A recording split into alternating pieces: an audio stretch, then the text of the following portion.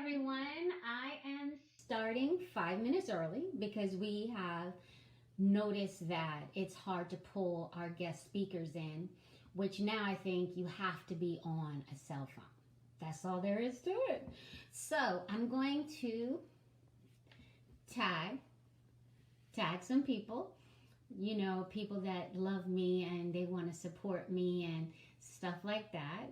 People that need a little help with what our topic is. And our topic is helping ourselves. Supporting ourselves is the main concern right now, is supporting ourselves and our children through anger. And children have a lot of anger. So our guest speaker tonight is Erica. And I'm going to pull her in after I tag some people in here. Hopefully everyone will join. If not, they can join later. Who cares? You can see it now. We'll record it for you, stuff like that. I just want to remind people that I'm here and I am helping to save the world.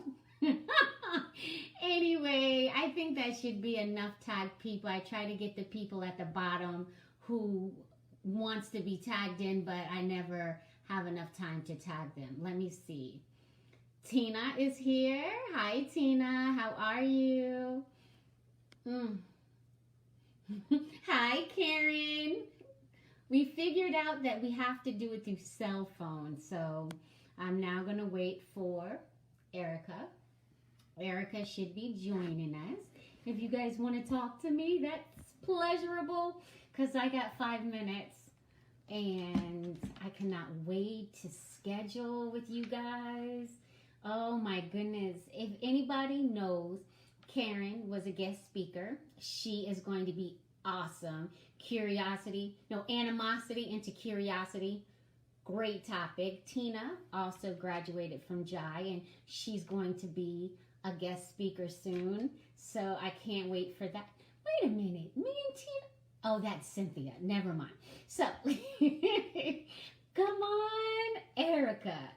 Oh my goodness. A lot of people got confused because when I originally put it up there, it said 7 o'clock, but for some reason it kept saying 5 o'clock Mountain Standard Time. And I'm like, stop playing with me. So I made sure I told everybody that I knew of, listen, get on there, 7 o'clock Eastern Standard Time. Hi, Erica.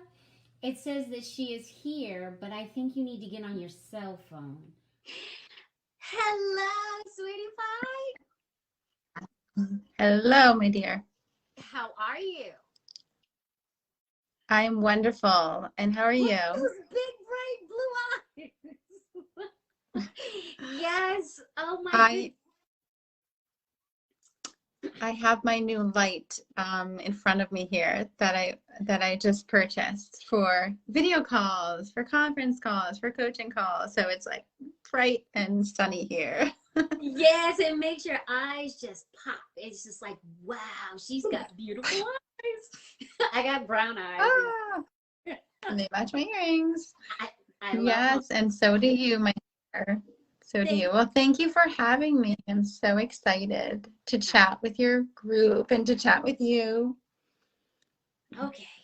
So please help us out. I mean, the anger comes from us. Anger comes from the children. I mean, they have it at different times and we clash like this. And it's just like two lions trying to fight over the territory. So please help us here. Yeah.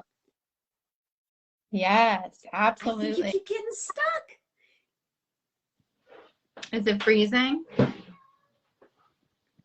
It's freezing you and then it's unfreezing you really fast.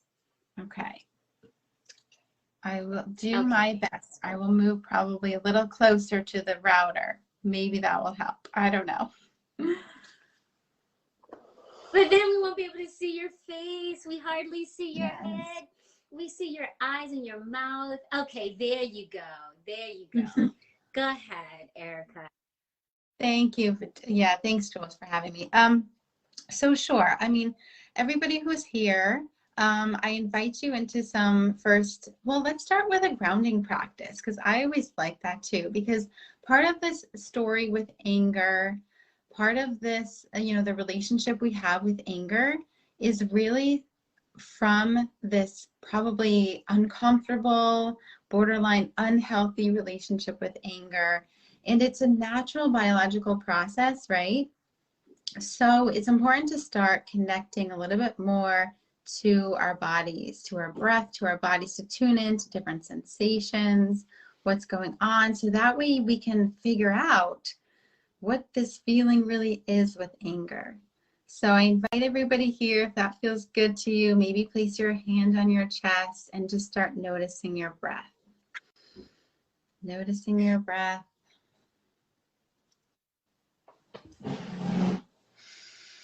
And let's do 2 deep inhales, in through your nose and out through your nose or out through your mouth. And notice any tightness, tension, sensations in your chest, in your shoulders, just softening that right now. Maybe you noticed a clenched jaw, maybe you noticed clenched fingers. So let's soften on the next breath, in through your nose and out through your mouth. So thank you for joining me in that little short grounding practice. And those little things are just an introduction to how we can begin to have a more healthy relationship with anger, because anger, right, is a primal emotion. So, and oftentimes, yeah, we just get confused by these sensations, and we go from 0 to 60. We're the raging bear, we're the raging tiger, and it's the claws and the fangs coming out, right? Mm-hmm. Yes. So it's hard to have a good, healthy, understanding of what to do with this emotion. And we witness it in our children, and we automatically, right, have some kind of visceral response to that. So let's just talk about, though, how there's healthy aggression and there's unhealthy aggression. I mean, we don't want to have, obviously, the point of criminality where we're raging and there's violence and that kind of strong, forceful, not uncontrollable sensations and what to do with it. But there's a healthy relationship we can have with anger. And because it is, in fact, a biological, emotive, life force energy. So I invite you to consider that for a minute and question, well, when you think about anger or when you're feeling it, does it feel like, what thoughts are associated with it? Are you thinking anger is bad? We're not supposed to express anger. We're not supposed to feel anger. And feel free in the chat, because I'm not exactly sure who is here because I missed the short introduction, but if you have questions about that, or if you want to share with me, what is your initial thoughts around it? Okay, most of the people that are in right this moment are people who have graduated from JAI. And so they understand what you're talking about. But still, I just graduated, but I still have that anger where I'm very territorial. You're not going to speak to me that way, whether it has to do with a child or whether it has to do with an adult. I do babysit a lot. And I'm going to express something that, there was two children that I was babysitting, and they kept hitting me in the face with a doll. And I kept saying, stop hitting me with that doll. Stop hitting me. And so the smile came up on the 3-year-old's face, was like, you know what? I'm going to get you again.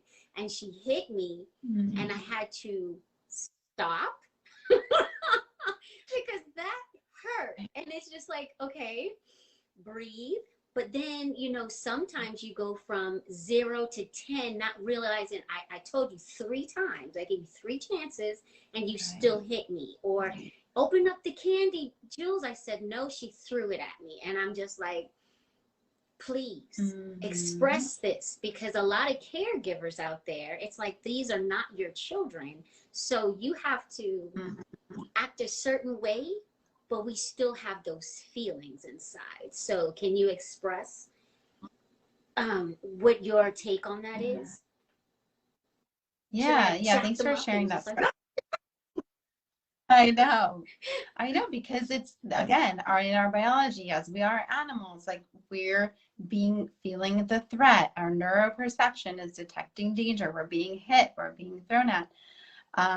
So it's not just our thoughts associated with it or the feeling of, upset, irritation. It's like your hormones start to change, right? So checking in first with yourself, of course, obviously. Grounding yourself in that practice of being able to hold space for the anger, but not respond in a hurtful, harmful way towards them. So absolutely, with my journey, it's, of course, getting curious about why it's coming up for you so much, or to what degree it comes up for you.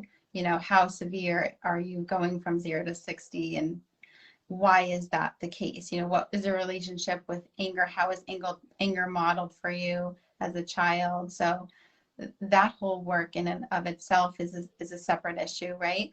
But in the moment, a certain experience like that scenario, grounding ourselves, like naming in your body what you're feeling.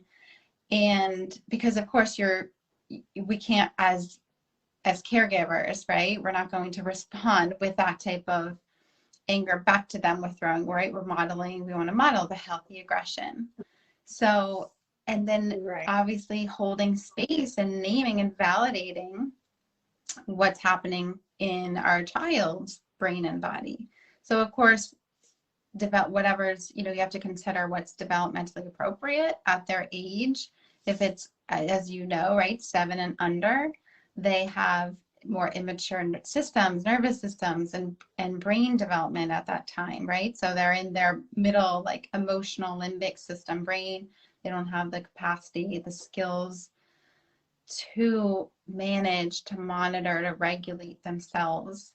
So not to, though, demonize like their response, right? It's their body's natural response. So they're throwing something at you and saying, I see that.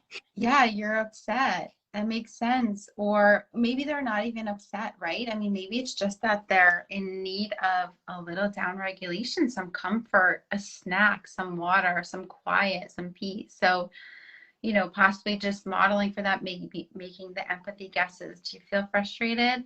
And then it takes a lot of inner security, right? And inner sense of safety for the caregiver to say, okay, come on, come over here, to hold their hands, block the hit, of course, removing whatever trigger you suspect that might be, right? So it's a block, it's the toy, it's the book. Like my kids sometimes in their meltdowns, my daughter in particular, she has some pretty explosive sensory meltdowns at times.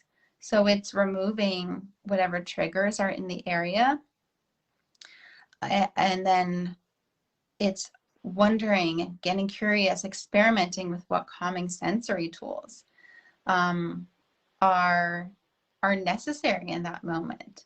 So, for your toddler, when you're caring, you said they were throwing something at you, and was it possible to, take them away, take the objects away, hold them gingerly, gently. Let's go over here. Do you need some water? And maybe just, right, reflecting back the experience, because was it that they felt powerless and that's what made them feel frustrated? They were fun. I mean, they were having fun hitting. I'm called Juju, hitting Juju in the face with a stuffed animal. Her brother was taking a turn, then she took a turn. I was like, stop hitting me, stop it. And they just smiling. And I'm like, okay, I'm getting upset, stop hitting me. And they just would not listen. So they were having fun. It wasn't even like a mad thing. Okay. They were having fun, and I was not. Yeah, that's a great point. So what is the context there? That's a great point, because that's true. Sometimes when my children are getting playful, physical, and starting to maybe kick each other, like play footsies, but it's like borderline, is this play, or is it that you're feeling frustrated, irritated, dysregulated, in need of space or some co-regulation? So sometimes I ask the kids, oh, is this a playful? Are you playing a game? Right? The play fighting. So it's very context, right? So in that moment, and then of course the redirection. So, okay, yeah, that looks like fun. I'm not comfortable with this. I need space, right? I'm not okay with you putting the stuffed animal on my face. Can you hit me in the hands? Do you want to play high fives or play patty cake with the animals? Do you want to do the karate chopping? Alternative games, right? Don't all kids doing are comfortable and excited to have an alternative where they come up with a different game. So that in part two is for sure knowing and setting boundaries and communicating them from the value of safety or the value of autonomy, right? So things like, I need space right now, or I value my privacy, my quiet time right now. Can I have some space?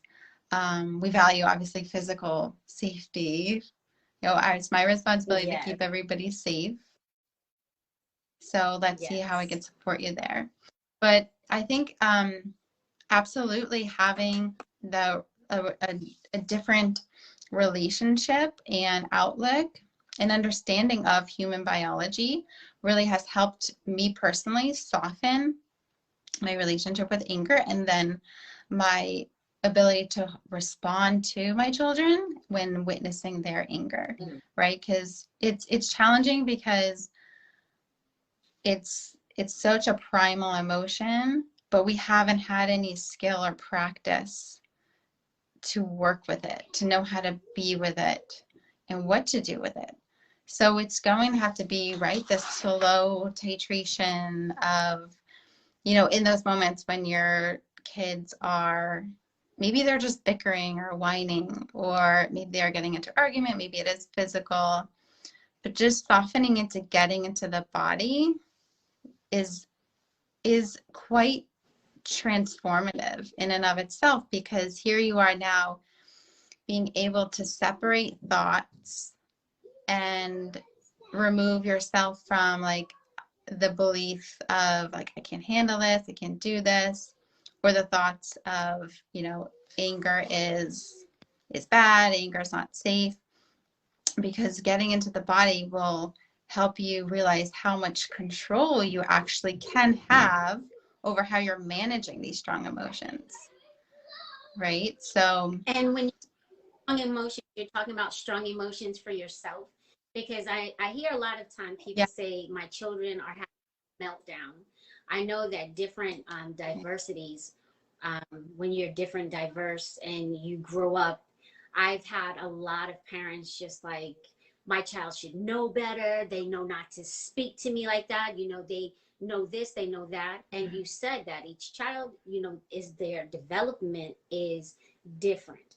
So a lot of people were taught to hit. You always tell your children it's not nice to hit, but then you hit your child. So how do you calm the child down? Because I do know of a family where the child got so angry that he flipped the TV over and just started stomping it.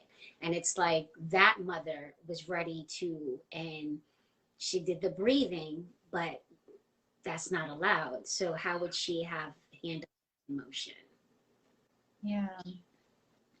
Yeah, absolutely. That's a great point. Of course. I mean, this generational pattern of thinking corporal, or just using corporal punishment, spanking as a way to correct behavior, control behavior, and or things like feeling, or when you don't get your core need for respect met, and you're getting the talking back or something.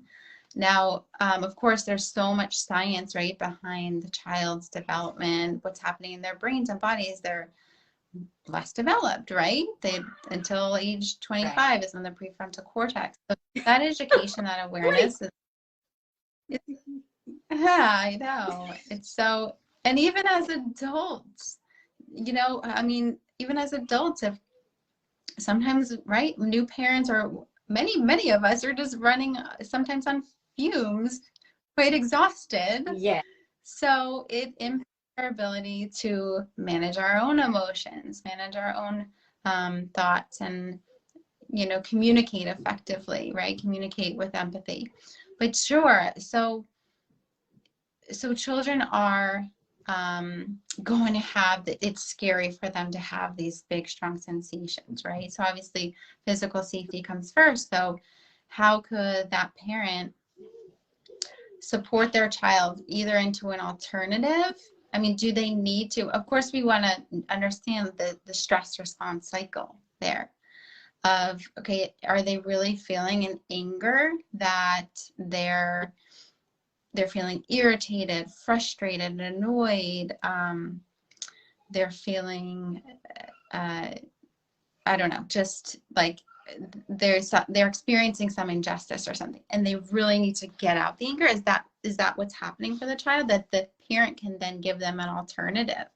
So obviously, seeing cues or like noticing it escalating is important to step in at the right time before it gets really out of control. Because of course, depending on the age of the child, if you have, you know, my 7-year-old, sometimes I have to help her and she's big and strong and she's just 7, right? And you might have a teenager who's doing things like that. So slowly offering alternatives. What can you offer them in the home or outside of the home?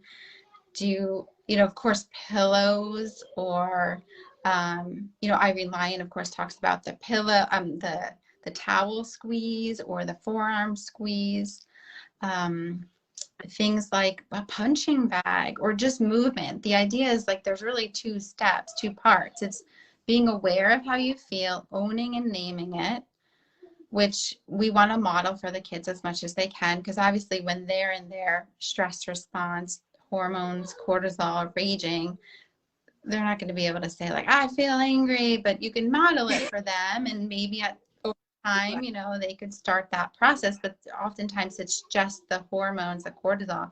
And then, but really the second part, after naming it and owning it, bringing an awareness to it in the body with acceptance, with self-acceptance, and not judging it again, because it's natural, it's normal. But then the part 2 is releasing it. And we release by moving our bodies, by moving, right? So the way animals will have to shake after they have some kind of traumatic event, right? So feeling it and then growling, right? The or like yelling. Yeah.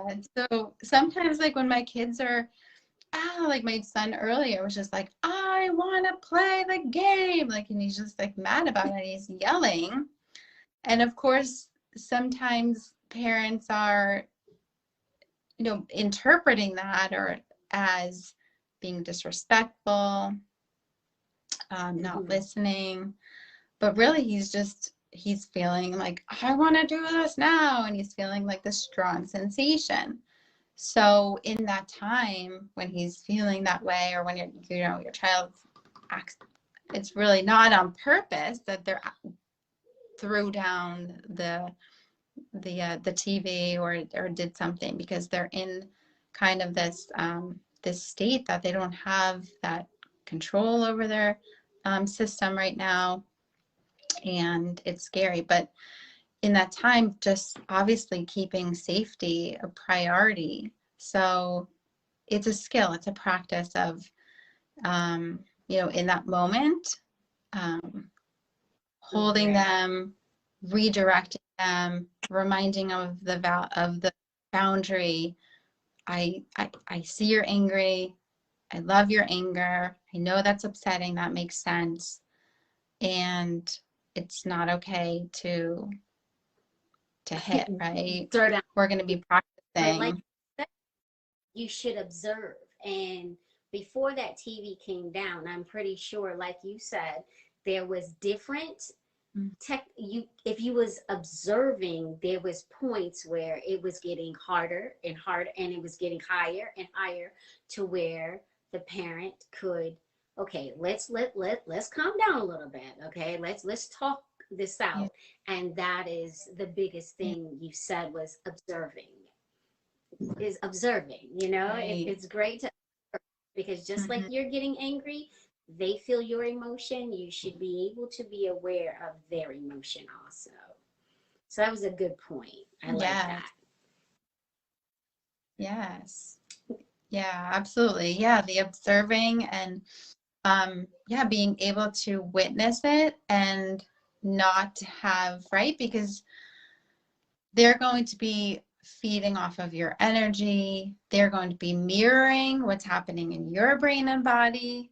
So if you are believing in that moment, right, that I can't handle this, this is bad, what is my child doing? If you're relieving all your children, right? If we're in our fear center, then it could potentially escalate. But for sure, and of course, everybody knows we're imperfect. We're not really actually superheroes, but we think we do have a lot of superhuman qualities, perhaps because of the things we can do with our brains and bodies. But sure, I mean, you can't always catch it right away, but if you can notice some signs, and maybe you can identify, parents can identify a pattern.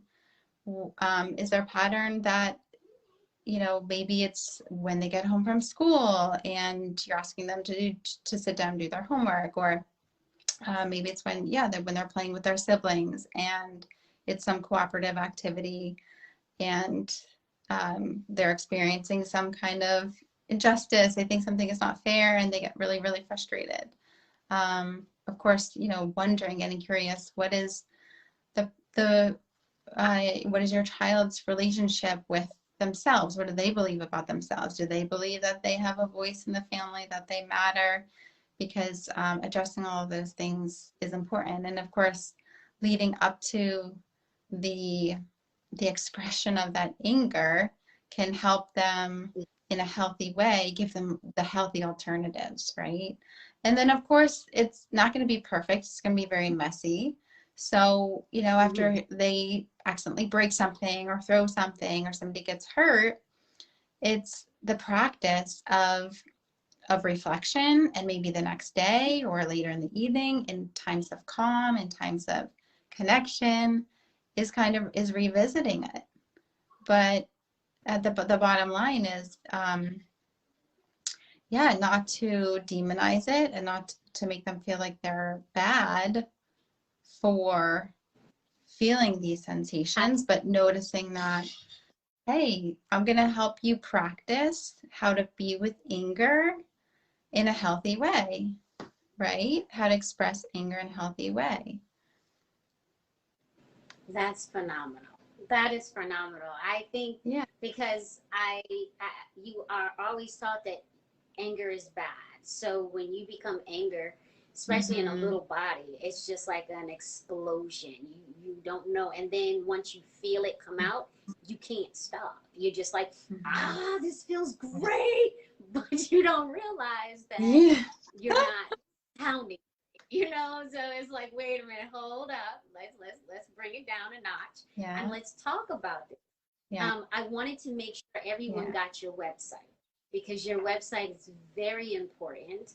And I wanted to make sure that you would, after we get off, if you would put your website down there again, because a lot of people need what you are talking about. They need that release, because I know that there's grandparents that are now taking over the child's role, and, well, not really a child's role, but taking care of their children's children. Yeah. There's caregivers, there's foster parents, there's adopted parents. They all come with that trauma.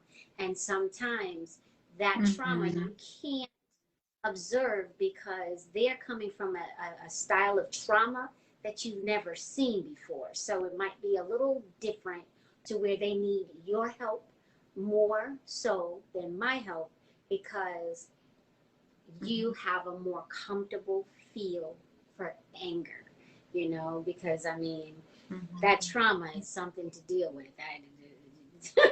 But I always tell parents, don't talk in front of the child, because you think they're not listening, but they hear you labeling them. They hear what you say about them. So now they feel like you don't love them, or they're not worthy of your love. And that's going to bring out another type of anger where they're going to need Erica. Yeah. Erica, help me. So, well, definitely. Thank you for sharing that. Yes. Yeah. Please put your website up. Yeah. And stay I in will. touch with us. Yeah. Thank you. And I just want to add too. Yeah, I went to see what the comments were. I didn't get to see all of them yet, but I just wanted to add, you brought up generational trauma, and it's absolutely true. I mean, we have to, oftentimes parents or grandparents, all humans, right? We carry so much of the ancestral and the weight of pain and hurt and the dysregulation in our systems, right? So many of us are operating, including myself often at times, it's just fight or flight or shutdown. So going through this work with a lot of self-empathy, compassion, and patience. And certainly I believe that connecting, so many of us are, including myself, years ago, but I've been softening into having a more healthy relationship with tuning into my body and my breath and sensations and kind of that rewiring of my system. But a lot of that takes a lot of patience and practice and time. And it could start with our own work of just kind of noticing our breath and building up a tolerance, a capacity to be with our breath, to notice parts of our body, do body scans, and go with a lot of self patience and compassion and ease, because we're often disconnected. And so that's important in this work of tapping into these challenging emotions, because if we're going to really want to support our kids in managing their emotions, managing their anger, and expressing it in a healthy way, we really have to also in tandem do the work ourselves. And it does start with just kind of the healing, like a soothing of our system and rewiring. So a lot of self-empathy, being able to obviously name the feeling, know that feelings, our children really aren't responsible for our feelings. We're responsible for our feelings, and our feelings will come and go. They're supposed to be felt, and they won't last. I mean, sure, maybe they last, it feels like they last a long time, but they're not supposed to last, forever. They're supposed to come and go like the waves of the ocean. And know that, invite and experience that it's okay to be with anger, but to have support with getting reconnected with anger. If you're feeling the sensation and you're used to just yelling and screaming, go slowly through the process of, okay, I feel the yell coming on, right? Where do I feel it? I feel a tightness in my throat. I'm not going to yell right now in front of my children.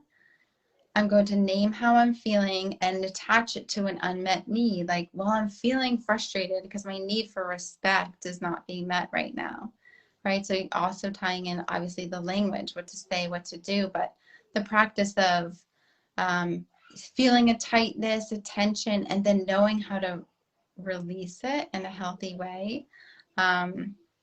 Just a lot of empathy there, self-empathy. Yes, and it's going to take some time. I mean, I'm 47 years old. I've been the way that I have been for 47 years. So it is going to take some time. I mean, even when we talk about children, we also feel these feelings towards our spouses or towards, our mothers and stuff like that. So we have to bring everything, just like Rebecca said, like rain on a window pane, just let it roll off. Oh, yeah. And mostly I just say to myself, if it's not if you're not making money on the rent it has in your brain, then they need to leave. They need to get evicted. That thought needs to get evicted. Yeah. And so just evict it. Bye. See you Yeah. later. Mhm. Oh Yeah. my goodness. Good point. Good point.